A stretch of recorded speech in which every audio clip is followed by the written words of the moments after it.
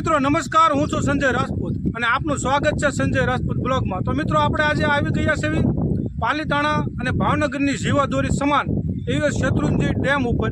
તો ચાલો મિત્રો આજે આપણે શેત્રુંજી ડેમની સફર ખેડવી અને જોઈએ કેટલું પાણી છે અને કોને કોને આ ડેમ ઉપયોગમાં આવે છે તે બધી જ માહિતી આ વિડીયોમાં જોઈશું।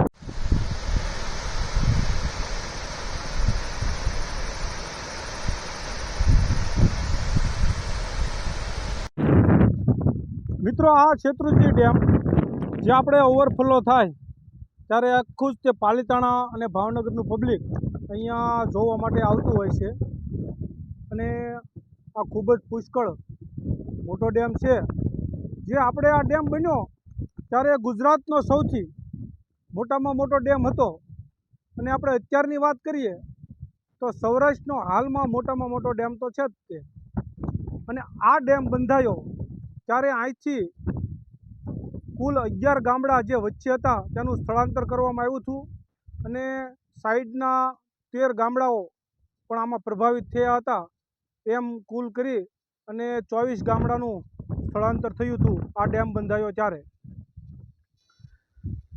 હા, આપણે શેત્રુંજી ડેમમાં કુલ આ બાવણા જે દેખાય તે 59 દરવાજા છે। અહીંયા ડેમની સપાટી ખૂબ જ પુષ્કળ મહાકાય હોવાથી 59 બાવણા બનાવવામાં આવ્યા છે। અને આ બાવણા બનાવવાની વાત કરીએ તો આ બાવણા જ્યારે ડેમ બનાવ્યો ત્યારે નહોતા બનાવ્યા, પણ પાણી પુષ્કળ આવવાથી ઓવરફ્લો થવાથી તો પાણી વધુ વહી જતું હતું તે માટે અહીંયા દરવાજા બનાવવામાં આવ્યા અને આનું કામ 2 વર્ષ સતત ચાલુ રહ્યું બાવણા બનાવવાનું અને બાવણા બની અને તૈયાર થયો। આ ડેમ આપણે પાલીતાણા તાલુકામાં આવેલો છે અને આની નિસવાણ બધો જે હેઠેનો ભાગ છે તે તળાજા તાલુકામાં આવે છે।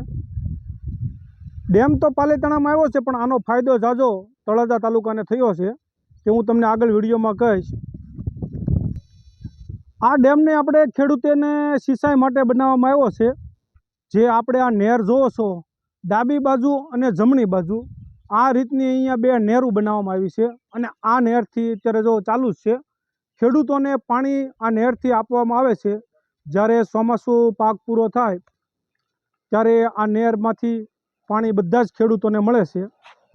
જે આપણે પાલીતાણા તાલુકાનો ડેમ છે પણ વધારેમાં વધારે નુકસાન ગણો તો પાલીતાણા તાલુકાવાળાને જ છે, કારણ કે પાલીતાણા તાલુકામાં નહેરમાં કુલ 13 ગામડા જ આવ્યા છે, જ્યારે તળાજા તાલુકાના 68 ગામનો સમાવેશ થયો છે। ઝાઝો ફાયદો તળાજા તાલુકાને થયો છે। મહુવા તાલુકાના 13 ગામો, એમ ભાવનગરના 13 ગામો, એમ કરીને કુલ 122 ગામો આ નહેરના પાણીને ખેડૂતોને આ પાણી નહેર દ્વારા 122 ગામડાને આપવામાં આવે છે। તો મિત્રો આ નહેરનું કામ આપણે જોયું તો 1960માં શરૂ થયું હતું અને 1965માં પૂરું થયું હતું। એમ 5 વર્ષમાં આ નહેર કમ્પ્લીટ થઈ ગઈ હતી।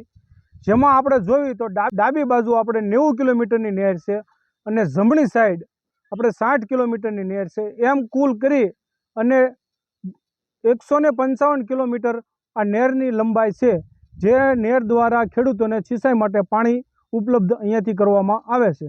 આ ડેમ જ્યારે ઓવરફ્લો થાય છે ત્યારે આ ડેમનો વિસ્તાર 39 મીટર પહોળાઈ છે અને આનો લંબાઈ જુઓ તો 68 કિલોમીટર સુધી આનો પાણીનો ઠેલ પહોંચે છે। 68 કિલોમીટર સુધી આનો પાણી રહે છે જ્યારે આ ડેમ ઓવરફ્લો થાય ત્યારે। અને આનું પાણી ઠેઠ આપણે જૂનાગઢના ગીરમાંથી અહીંયા આવે છે અને આ પાણી આપણે પીવા માટે ભાવનગર, આખું ભાવનગરને પીવા માટે અહીંથી પાણી જાય છે પાઇપલાઇન દ્વારા અને સિંચાઈ માટે પણ 122 ગામના ખેડૂતોને આ સિંચાઈ માટે પાણી આપવામાં આવે છે, જેનો વધારે લાભ તળાજા તાલુકો આનાથી નીચેના વિસ્તારમાં આવે છે, તેથી તળાજા તાલુકાને આનો ફાયદો વધારે થાય છે।